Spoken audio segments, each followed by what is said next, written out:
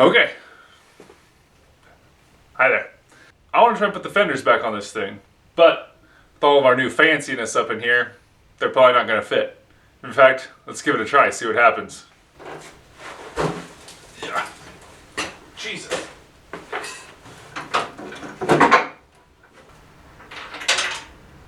Okay, so they don't fit. Big surprise. But the way these fenders are put together, it actually won't be that hard to deal with. Let me show what I'm talking about. Okay, now here is our fender, as seen from the inside, from the engine compartment, obviously. And the problem we're really having is it's kind of in the way. So, if you take a look in here, this is all spot welded on. So all we got to do is make those spot welds disappear, and we will pull this entire inner shield out, and we'll still be able to maintain the structure of our outside fender. First tool we'll be using here is one of these, there we go, little spot weld cutters. I do have one problem with these things though, which is that this spring-loaded center here, they tend not to hold center. You'll be kind of pushing and it'll kick you off as you're drilling with the hole saw, and then your hole saw will just take off on you. So I'm going to take a small drill bit and actually drill out the center about the size of that, and that way it can't jump off there.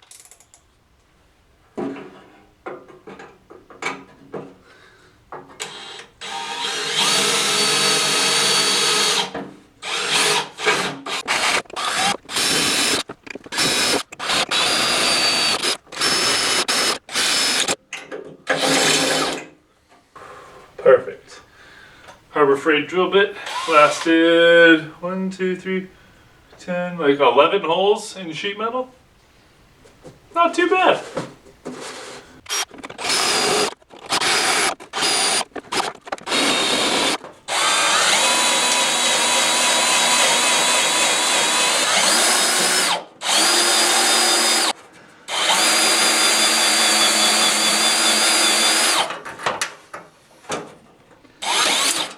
See, that's what happens if you don't have a good pilot drill. The pilot hole drilled. This is the one that has the drill bit broken in it, so. But if that's the case, you're just gonna have to use light pressure and let it dig in.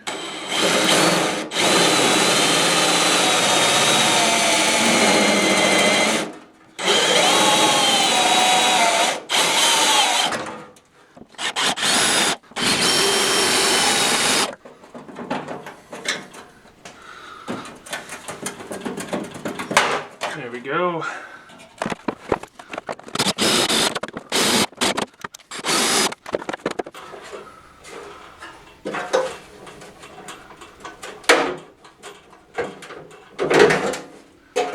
All right.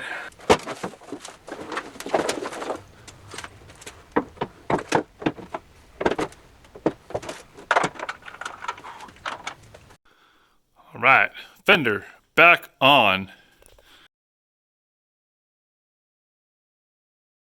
We will have to obviously put something back in here to help protect the engine compartment from dust and mud and all that kind of stuff. But we at least have some room to work now. All right, one down, one to go. Let's get to it.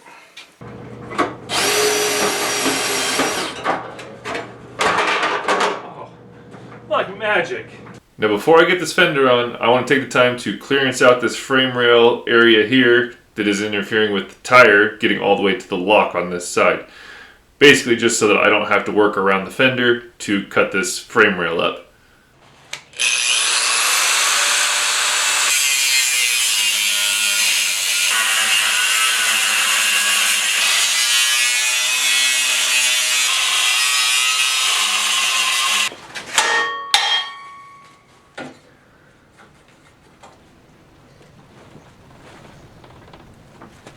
Alright, so it looks like we're clear. We're all the way on the lock to the driver's side. Now, I'm going to just add a little extra clearance around it so that if we need to shift this axle at all when we align it, we're not going to end up running back into the frame. And this will also give me an opportunity to kind of clean up the cuts that I did which will make patching everything back in a little easier. I'm getting real thin up here, so I'm just going to lose this whole thing. And I'll keep this up here just so that I've got something to keep this in place and some structure, but we're going to lose that bottom half of it.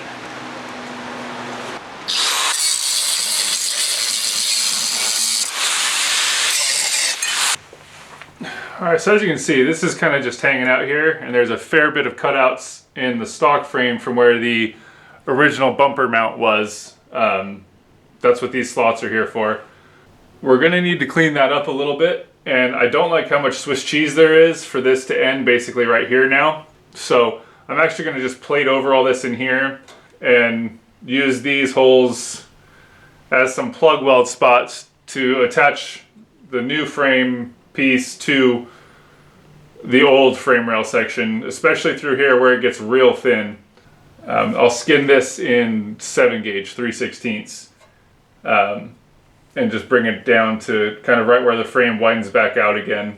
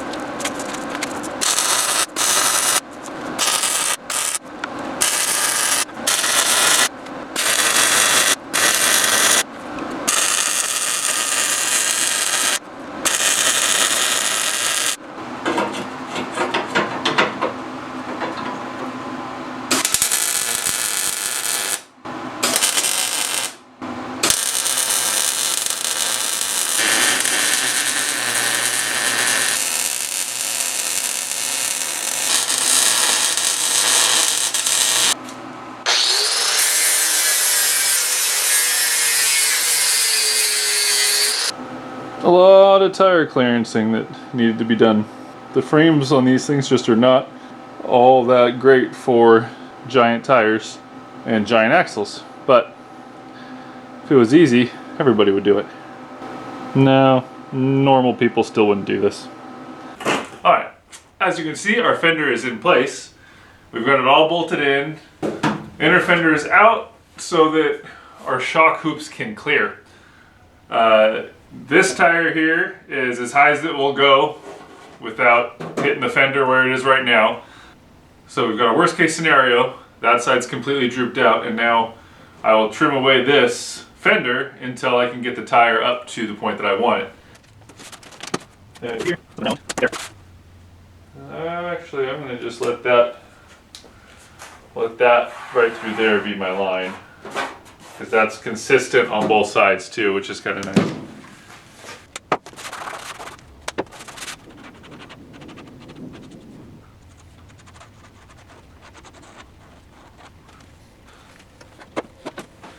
It's going to be close.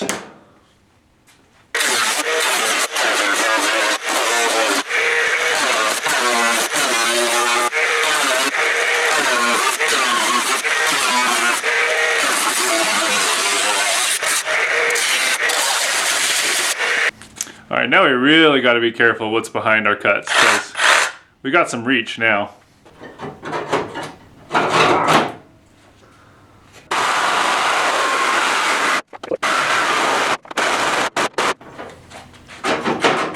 Cool.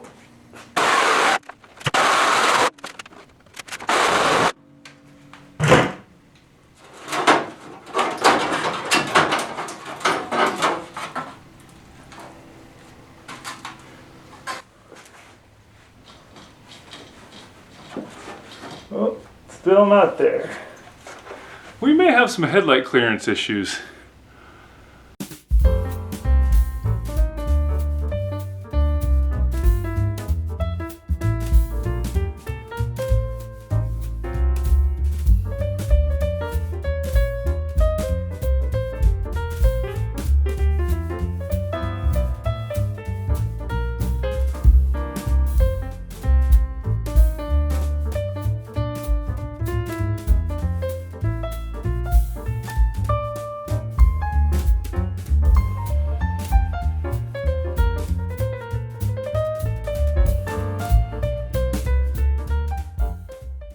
today we have our official tire and wheel combination. We've got the Black Rhino Arsenals. I think they're the Arsenals. And Milestar Patagonia MTs. What we're covering though is how this tire interacts with our fender here. So I have the suspension mostly compressed here and completely drooped out on the other side. Going this way, no problem. It doesn't actually spin because the tire's hitting my jack stand, but trust me, there's no problem. And now, turning it towards the passenger side, which actually right there even, it's like the big wheel on Price is Right. And once again, the shock still has to come up almost 1.5 inches. I think our turn signal has to go, and we will figure out another way to put a turn signal on later.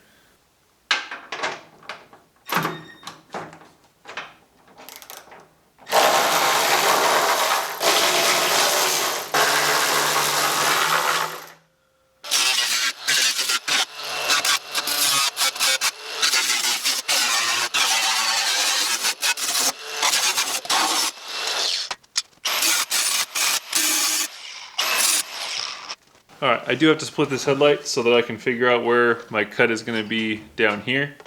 There's a little torque screw right there, and then this whole guy just pops off. I want this, I don't want this. This should do it.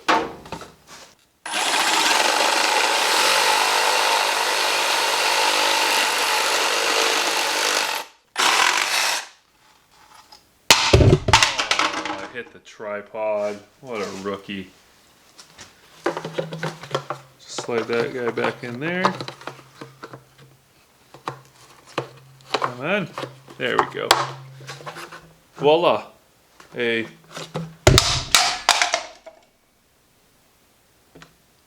a headlight without a side marker. Alright, so it's obviously not going to stay in there. Mainly because I was a Neanderthal and cut the boss where the torque screw goes back in. So, oops. It's alright. These headlights are already messed up and cracked. I'm buying new ones. If I wasn't before, I am now. But anyway, it'll do.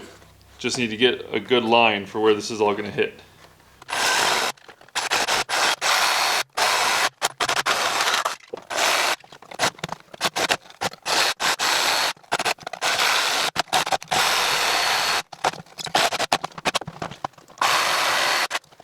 It's a really good idea to have a nice, solid, stable work surface when you're using cutting tools. Just throwing that out there.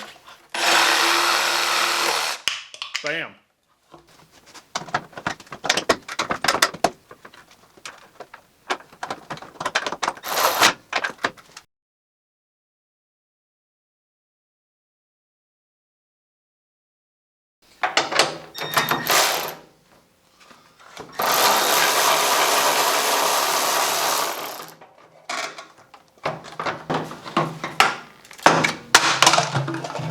I broke it again.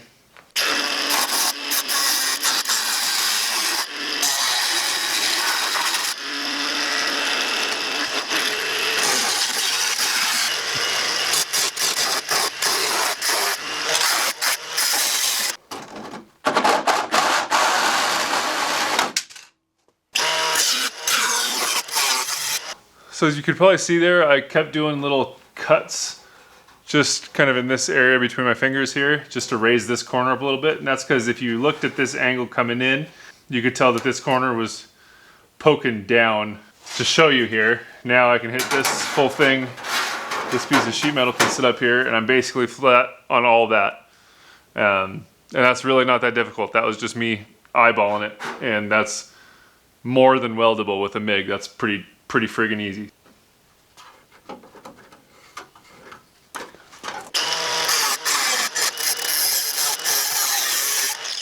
That looks great for now. I'll probably have to tweak this edge a little bit. All right, now we'll move back in the wheel well and see what's going on above the tire and what we have to do there. So it's hard to get a decent angle of what we're looking at here, but we have this piece of fender that's already cut, and then we have this inner fender here and we just want to have this cut match this outside one here so that we can make one nice flat piece of sheet metal wrap all the way forward. So mark this, cut this, and then we move on. I have my little level here. I'll hold this edge up against the sheet metal here, get level on the bubble, and then make my mark on the inner fender here. That should mean that my mark on the inside is going to be level with this outside cut that's already here.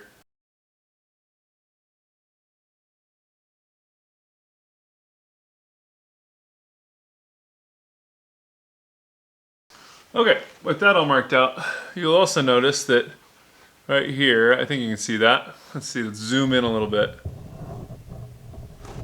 Bam. As you can see, we have this bolt here that's going to get cut off. That bolts the fender here to this support bracket right here, which runs back to the firewall and the A-pillar and stuff. So what I'll do is I will still cut all this off, but then I'll come and grab this nut and just weld this nut up somewhere up in this location here. That way I'm still using both bolts to fasten this fender down. Realistically, one would probably be okay, but this bracket does hold my hinges and springs for the hood, so I want as much support there as I can. But enough talking, let's get this inner fender cut and we'll go from there.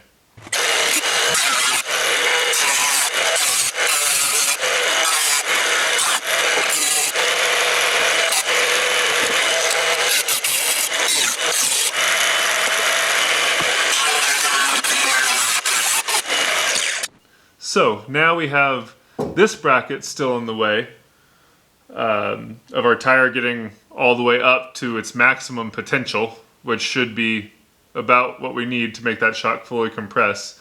So what I'm going to do to finish off the cut of this bracket is first double check that there's no other wiring behind it, because I don't want to cut my wiring. But I'm basically just going to look down my outside cut to my inside cut and mark basically where those two lines meet on here. I'm just going to do it by eye. That should be plenty.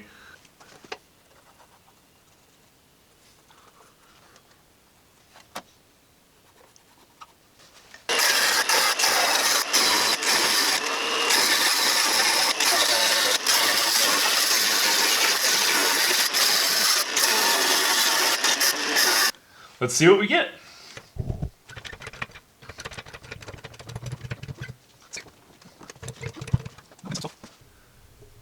Alright. Now you guys can see our shock is fully compressed in there. So we have reached our maximum up travel. And now, oh, I'm hitting frame on this side now. I didn't think that was going to happen. So I marked it out already where I'm going to need the clearance, but we are hitting frame there. So we will have to tweak that a little bit, but that's all right. Good to know. So we've got a nice reveal for the tire there. And that way, same deal. So, beautiful. Not much clearance, but we do clear back there now. Now we do have plenty of room up here where that turn signal is interfering, but we may not quite have enough clearance in there. It looks like this tire actually will tuck up so far that it will hit there. So I'm going to actually have to take this line and just open this up just a hair and come in a little sharper into this corner down here. So I'm going to do that real quick. Then we should be ready to actually put some structure back in that sheet metal.